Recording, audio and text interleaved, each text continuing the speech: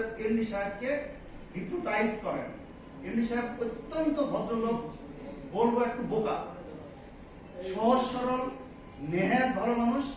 তাকে মানে ডিমোটিভেট করে আমাদের সিও সাহেব তখন কোচিতে ছিলেন আয়ুর্বেদা কোম্পানির একটা কি নোট স্পিকার হিসেবে। উনি বাংলাদেশ থেকে আমন্ত্রণ পেয়েছিলেন, মানে ইন্ডিয়া থেকে আমন্ত্রণ পেয়েছিলেন। উনি যখন ওই দেশে ওই প্রোগ্রামটা করতে যায় তখনই 3রা সেপ্টেম্বর এই ঘটনাটা ঘটানো হয় এবং 5ই সেপ্টেম্বর ওনাকে রিজাইন করানো হয়।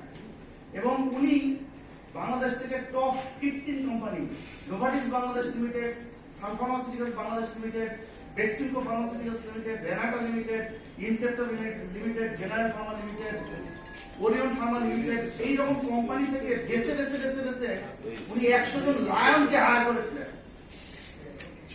100 জন লায়নকে হায়ার করেছিলেন যে কুমুদিনী ফার্মাকে মেইন স্ট্রিমে নিয়ে আসার জন্য। কিন্তু এই কুচক্রী ষড়যন্ত্রকারী দুর্নীতিবাজ কিছু 5 থেকে 7 জন লোক আছেন যারা মালিককে ভুল বুঝিয়ে ওনাকে রিজাইন করাতে বাধ্য করেন। একজন বিদেশি মানুষ হিসেবে উনি আমাদের দেশের মানুষের, আমাদের দেশের ডাক্তারদের ডেভেলপমেন্ট চেয়েছেন, আমাদের দেশের পেশেন্টদের ডেভেলপমেন্ট চেয়েছেন, আমাদের দেশের অর্থনীতির উন্নতি চেয়েছেন। এখন ওষুধ কোম্পানির যারা আমরা প্রতিনিধি, আমাদের কিন্তু কোনো সম্মান ট্রুলি আসলে নাই।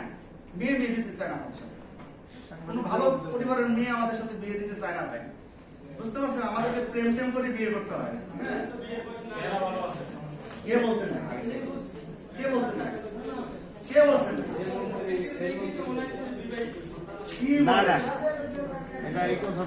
তো আরে ভাই 4টা করতে হবে, সমস্যা নাই। আর যে এই কথাটা বাদ দেন। জি বলুন, আর কিছু প্রশ্ন আছে আপনাদের? না ঠিক আছে, ওকে থ্যাংক ইউ।